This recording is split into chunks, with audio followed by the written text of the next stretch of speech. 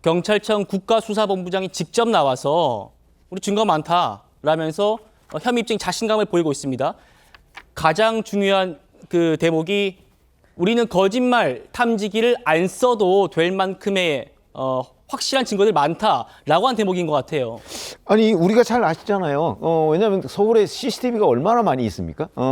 그리고 이제 유흥주점은 김호중 씨 혼자 마신 게 아니거든요. 여러 사람이 동석을 했고요. 네. 그 동석한 자리에는 바로 그 유흥주점의 그 접객원들도 있었을 거라고요.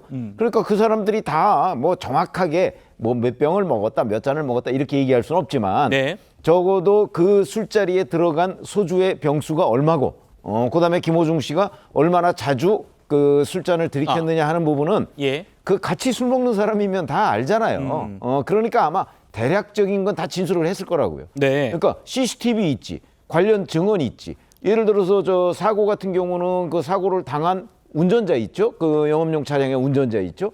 그다음에 그 관련해서 뭐 본부장이든 뭐 이렇게 해서 매니저들 있죠. 그러니까 당연히 국가수사본부장이 증거가 많다고 할 수밖에 없어요. 네. 거기다가 과학적인 수사 기법 있죠. 뭐 음주 대사체 측정을 했다든가. 그렇죠. 이제 이게 그 음주를 한 이후에 17시간 뒤에 가서 음주 측정을 했기 때문에 우리가 일반적으로 얘기한 그 음주량은 측정하기가 어려워요. 근데 요새 그 음주 대사체 측정이라는 건 또 새로운 기법이라는 거 아니겠어요? 네. 그러면 그걸 가지고 역추적해 보면 어느 정도 먹었을 것이다 하는 게 충분히 입증이 가능하고, 제가 보건대는 사실은 소주 10잔 이내라고 김호중 씨가 주장을 하잖아요. 그렇죠. 저게 아마 추정컨대 10잔 정도를 먹고서 만약에 17시간 뒤에 음주 대사체를 측정하면, 역산을 하면 그게 처벌 기준 이하 0.03%잖아요. 그것도 아마 그걸 의도된 거다. 감안한 주장이 아닐까 싶어요. 그러니까 그 부분도 정확히 들여다보면 아마 김호중 씨는 지금 그 뭐 결국 변호사들이겠죠. 변호사들의 조언을 받아서 처벌 안 될 정도의 그 음주량 정도까지만 지금 인정하고 넘어가자, 아마 이렇게 하고 있는 것으로 보이나, 아마 경찰 입장에서는 워낙 많은 증거들이 쌓여 있기 때문에 네. 굳이 뭐 거짓말 탐지기까지 동원할 필요성을 못 느끼고 있는 것 아닌가, 이렇게 판단이 됩니다. 변호인의 조력을 받아서 처벌받지 않을 정도의 음주량을 얘기를 했지만 그것도 무력화시킬 수 있는 경찰이 확보한 증거들이 많다. 이렇게 지금 수사본부장이 얘기를 하고 있어요. 경찰 지금 뭐 추가로 들어온 소식에 따르면은 김호중 씨의 이 평소 걸음걸이까지 전문기관의 분석을 의뢰한 상태라고 합니다. 왜 그러냐면 지난주 영장심사 때요. 경찰이 사고 당일에 김호중 씨의 CCTV 영상을 두고 비틀거린다 이렇게 얘기를 했거든요. 여기에 대해서 김호중 씨 측이 평소에 김호중의 걸음걸이가 그렇다라고 했었단 말입니다. 송영호 변호사님. 그런데요.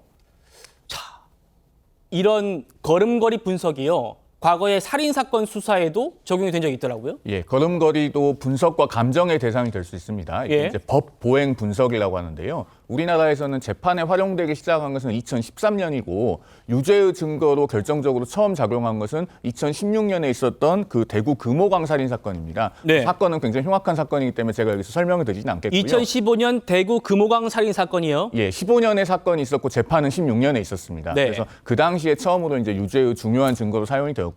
이 걸음걸이를 분석해서 사람의 동일성 여부를 확인하는 데 뭐 간접적이거나 보조적이거나 혹은 경우에 따라서는 걸음걸이가 아주 특이하면은 중요한 자료로 활용할 수 있습니다. 이 네. 사건에서는 이게 왜 문제가 되냐면요. 위험운전 치상죄의 구성 요건인 정상적인 운전이 곤란한 상태 여부를 판별할 때 대법원 판례가 제시하고 있는 그 판단 기준 중에 똑바로 걸을 수 있는지 여부가 있습니다.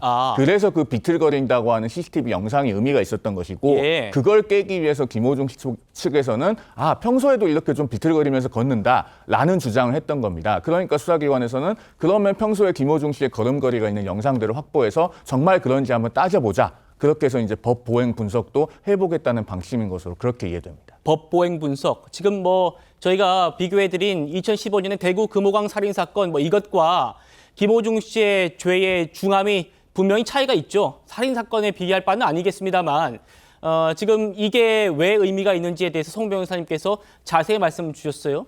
법보행 분석 이게 지금 그 영장에 기재된 음주치상죄의 그런 구성 요건을 좀 대법원에서 판례가 제시된 게 있기 때문에 비틀거렸냐 안 거렸냐 이게 지금 혐의 입증에 굉장히 중요한 포인트라는 겁니다.